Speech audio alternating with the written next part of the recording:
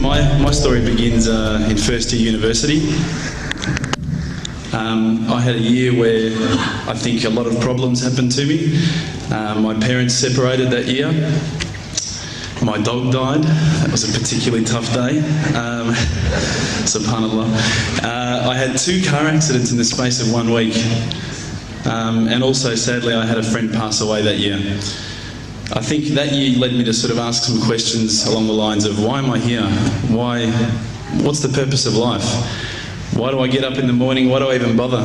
Why don't I just sit on the couch, watch TV, Jerry Springer, whatever? And I think I started to ask questions about, the purpose of life, and that led me to start to do a bit of a holy quest. Naturally, as an Aussie, the first thing I did was investigate Christianity. I had a few Christian friends, and I remember going to a church camp. It was one of the funniest camps I've ever been to in my life. Everybody was singing. I didn't know what the words were. I didn't know what they were saying. It sounded great. They had beautiful voices, but it just seemed really strange. And everybody was telling me how much God loved me, and I was thinking, God loves me? My dog died. Subhanallah.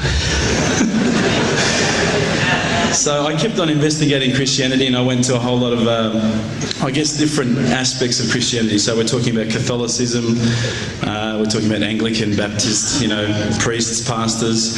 And every time I'd go there and ask questions, I'd find that they wouldn't pick up the Bible and start to say, oh, this is the answer, my dear brother. They would just start answering me. They would just answer from their own opinions. And I started to realise that there was a lot of interpretations of Christianity, and a lot of people had their own interpretations, and one priest from one church was believing one particular aspect of Christianity whilst another was proclaiming another. So I started to think to myself, the Bible is one text, but there seems to be so many different interpretations, and it was confusing. At the time, while I was in first year university, I was also working in a service station, one of my part-time jobs. And one of my colleagues was a Hindu, was an Indian Hindu.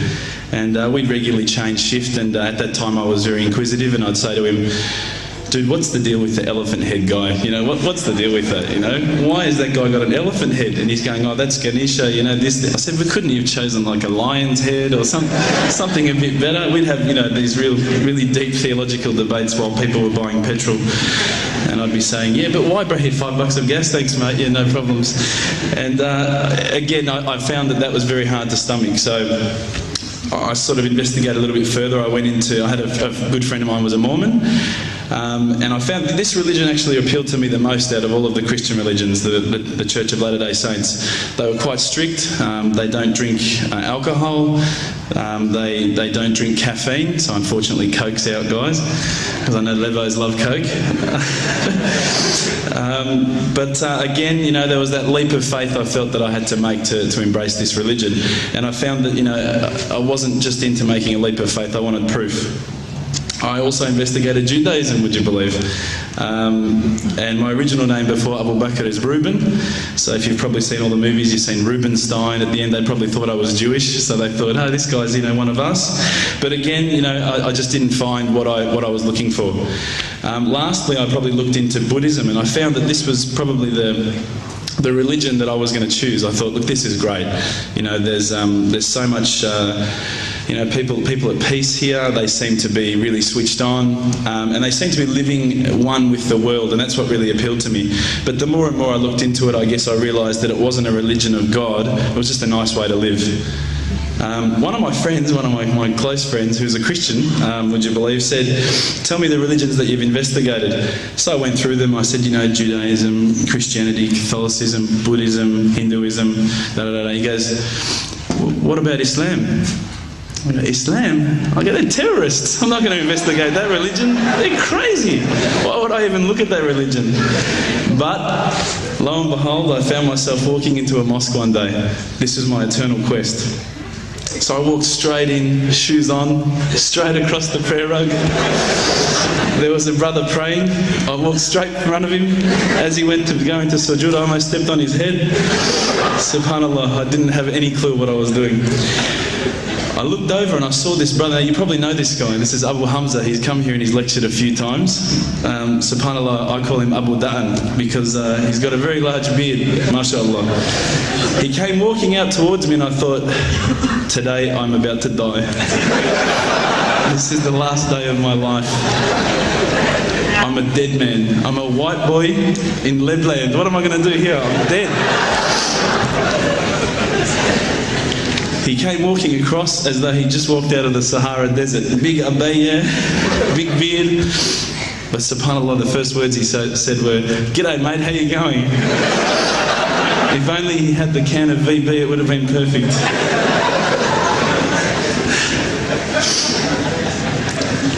SubhanAllah, I was very taken aback by his welcoming nature. As Aussies, I guess now, I don't want to offend any Australians here, but my upbringing is from a country upbringing. My parents raised me as an atheist. They were raised as Christians. They were dragged along to church every Sunday, and they hated every minute of it. So as soon as we were born, they drummed it into our heads that when you die, you're worm food. That's it. There's no afterlife. There's no God. It's all rubbish. So I was raised as an atheist. So when I walked across and I saw Abu Hamza and he was talking to me in a very polite fashion, which I was very thankful for because I was sure I'd seen him on the 5 o'clock news hijacking a plane the day before. Now, Aussies are hospitable, don't get me wrong, but Lebos are the most hospitable people I've ever come across. And as the brother Hamza was saying, these brothers were making me cups of tea, you know, and I honestly needed to keep going to the toilet every 5 minutes. They just kept putting tea in front of me, biscuits. I'd never seen anything like it. And I think to some degree I kept coming back for the biscuits, but also for the religion. So when I sat down with these brothers, I actually started asking questions. I asked all the questions that I've asked of the priests, of the pastors, of my friends. And subhanAllah, the thing that really struck me is that every time I asked the question, they wouldn't just answer. They would pick up a Quran and they would say, "Read this, bro, read this." And there was the answer, every single time. And I would ask another question, you know the hard questions, not the easy questions. Why do women have to wear the scarf? Why the hijab? How come I can have 4 wives and she can't have 4 husbands? You know, I wanted to know all the tough questions, which is the first questions I guess you ask when you come across Islam. But lo and behold, they kept on answering the questions with the Quran, not from their own opinion. And I got frustrated with this. And I actually said to one of the brothers, because by this stage I think I'd been going there for about a couple of weeks, there was always a few brothers there when I went. And I said to one of the brothers, I said, you know, what's your opinion on the matter? Why won't you give me your opinion? And one of the brothers turned to me one day and said, how can I have an opinion when this is the word of God? SubhanAllah, I remember that really hit me. So I asked them if I could take a Quran home, and I didn't say I was going to use it to chalk up the couch or anything like that. I said I was going to respect the book, so I took it home, I started reading it. What I found was, while reading it, it wasn't as though I was reading a story, it was as though I was reading someone commanding me, you know, someone giving me guidance. And one night I decided to really try and get the spiritual mood happening, and I'm sure probably some of you have heard this story before, so I apologise. I'd lit a candle, I had the window open, I had the curtains drawn, you know, I was trying to get that really spiritual feeling. It was a nice summer night in Melbourne, as summer as it can get in Melbourne, and I was sitting there thinking, this is it, you know, this is the night. I'd been, you know, investigating all the spiritual proofs, all the scientific proofs about the fact that the mountains are the pegs, about, you know, how the embryo develops inside, you know, the woman, all these amazing proofs, but I still needed that little push. It's like I was on the edge of a cliff, I was ready to jump, I just needed a push. So I was sitting there, it was very quiet. I was reading Quran, I stopped. I said, Allah, this is my moment. This is the time I'm about to jump into Islam. All I need is just a sign. Just a little sign, nothing huge, maybe a bolt of lightning. You know, maybe half the house could fall down or something, you know, just small. Small for you, man. You created the earth, come on. So I sat there. I was waiting for the candle to start lighting up to 4 metres high like in the movies. And I go, okay, go. And subhanAllah, nothing, absolutely nothing happened. I was really disappointed, to be honest. So I sat there and I said, Allah, this is your chance. I'm here. I'm not going nowhere. I'll give you another chance. Okay, maybe you're busy. You know, I know it's daytime over the other side of the world. There's a whole lot of stuff going on. Maybe this time it could just be like a car backfiring. You know, something small. All right, the half the house, the candle. Let's forget that. A bird could fart outside. I don't care. Just anything. So I said, okay, go. And subhanAllah, absolutely nothing happened.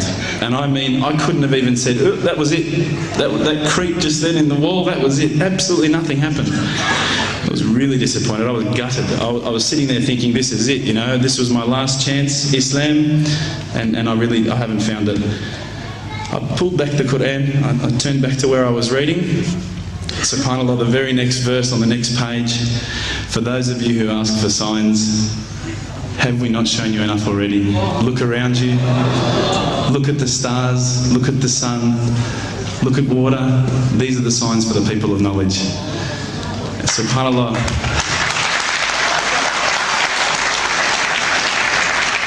I threw the doona over my head and I pretended I was asleep. I was that scared because I couldn't believe how arrogant I'd been to want my own specific sign when all the signs had been there for me all along. The fact that we have this world, the fact that there is this creation, these are the signs for all of us. The next day I decided this is it, I'm becoming a Muslim. I've been investigating Islam now for probably about 6 months, to be honest. I went in and I said to myself, this is it, I'm going to make shahada. I had no idea what I had to say, I had no idea what the words were. It was probably close to Isha prayer, so it would have been, 7, 8 o'clock at night. I went in and I couldn't believe it. There was about 1,000 people at the mosque. I thought, subhanAllah, look at this religion. Look at how strong they are. It was the first night of Ramadan.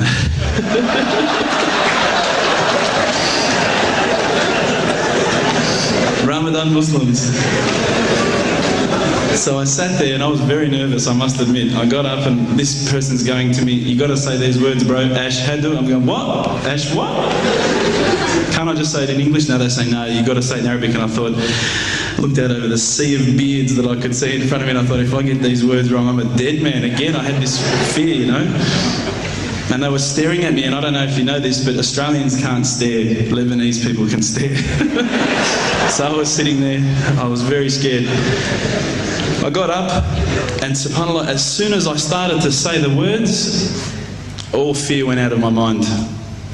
It felt as though a shower was inside my head and someone had just turned on the cold tap. Felt like I'd been flushed clean. I said the words, and I wasn't expecting so many brothers to come up and yell, Takbir, Allahu Akbar, and start kissing me and hugging me. Now, I'd never been kissed by that many men in my life. But it was a beautiful day, I must admit. And that day was the day that I had more brothers than I could ever imagine, more sisters as well. But I guess since that day I've never looked back. My family, I think initially were very worried that I was going to be, I guess, a little bit weird towards them. They thought that I was going to break out the AK-47s and the grenades. But they realised, I think, soon that this religion was actually making me a better person. Prior to Islam, you're not going to believe it, I had a mohawk. I did. I had, I'm not going to show you any photos. I had army greens, I had the Metallica t-shirt, I had the cherry docks. I was shocking, right? I thought I looked great, but I looked terrible. And alhamdulillah, ever since then I look as good as I do now. No, don't laugh, please. But my parents were the first people to actually say to me once, which really amazed me. They said, my father actually asked me for the Quran recently, which I was really happy about. I always thought he'd be one of the hardest people to work on. But he said to me, ever since you've been a Muslim, you've been a better person. You're more reliable.